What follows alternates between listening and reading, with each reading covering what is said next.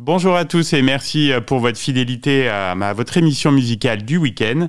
Aujourd'hui, on accueille avec plaisir dans nos studios un artiste sensible à la plume délicate. Il va nous parler d'un de ses titres les plus forts, Des cailloux et des espoirs, qui est présent sur son album sorti le 4 avril dernier, Cartographie du cœur. Bonjour à Nicolas Driot, comment vas-tu ? Bonjour, ça va, merci. Et toi ?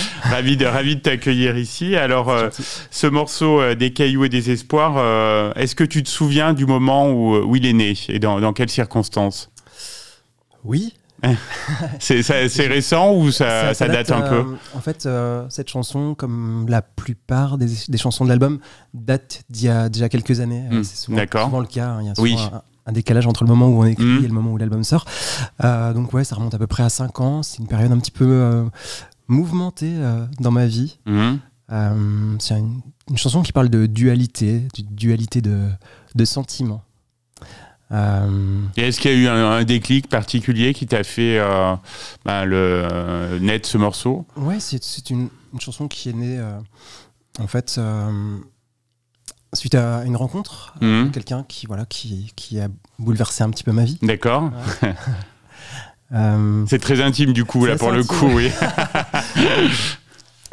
Après, j'aime bien que chacun puisse comprendre ce qu'il a envie aussi. Garder un peu de mystère. Je garde un peu de mystère pour que chacun puisse avoir sa propre interprétation. Mais en tout cas, ça parle vraiment de dualité et de croisement possible dans une vie.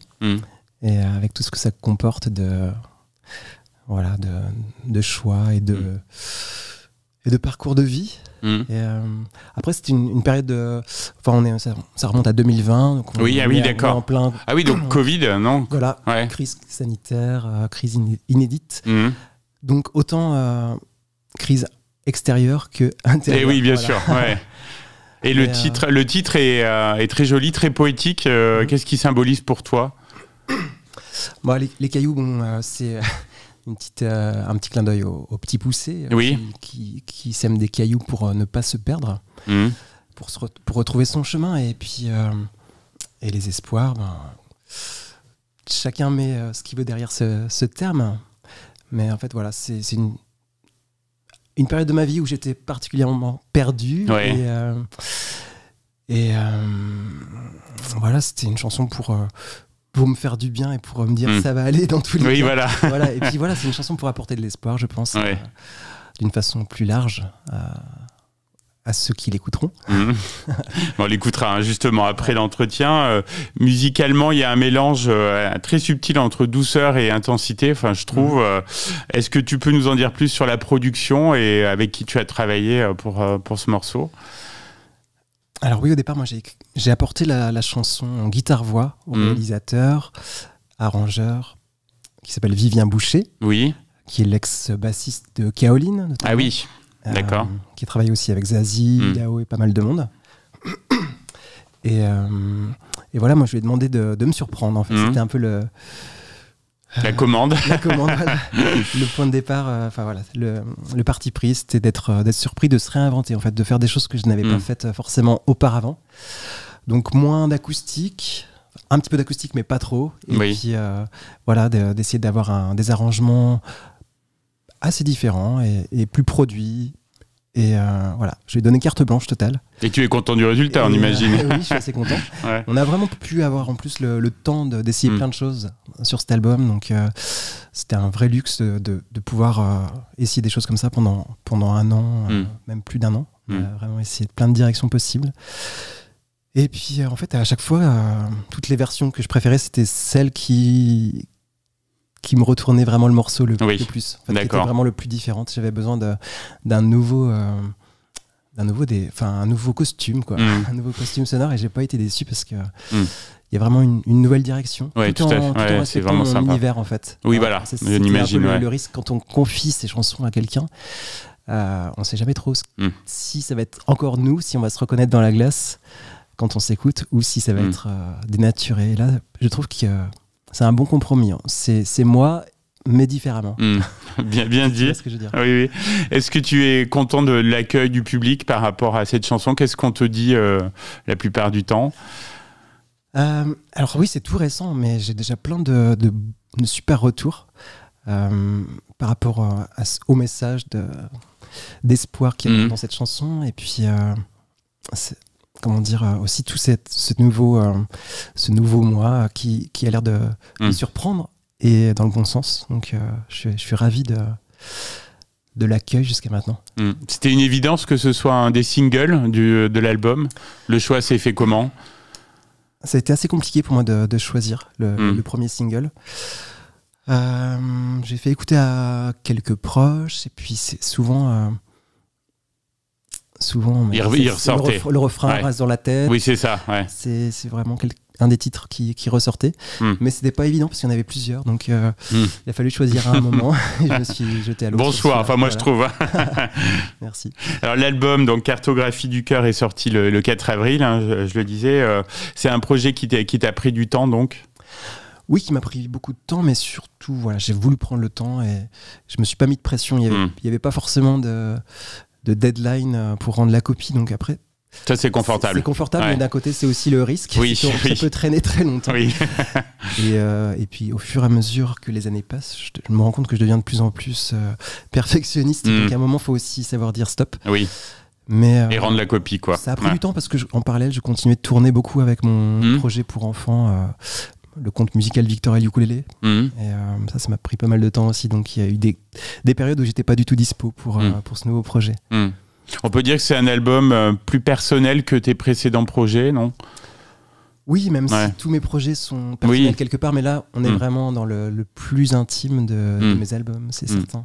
Ouais, parce que tu abordes des sujets comme la paternité, l'amour, l'amitié, les doutes aussi. Ouais, comme je disais, ça correspond vraiment à une période de ma vie très particulière où je savais plus du tout où j'en étais dans ma vie. Donc c'est vrai que c'est très personnel, tu as aussi le changement de nom. Si je peux bien sûr, bien sûr, explique. Jusqu'à maintenant, j'ai sorti 4 albums sous le nom de Candide. Et pour la première fois, j'ai décidé de sortir un album sous mon vrai nom. Là aussi, ça a pris un peu de temps dans ma tête pour faire cette démarche. Mais je trouvais que ça correspondait bien justement avec le côté très personnel. Voilà, le côté très intimiste et très intime et très personnel. Plus de masque. Tout à fait. Alors, tu as fait appel au financement participatif pour cet album. Tu dois être heureux de voir que le public t'a soutenu, t'a suivi.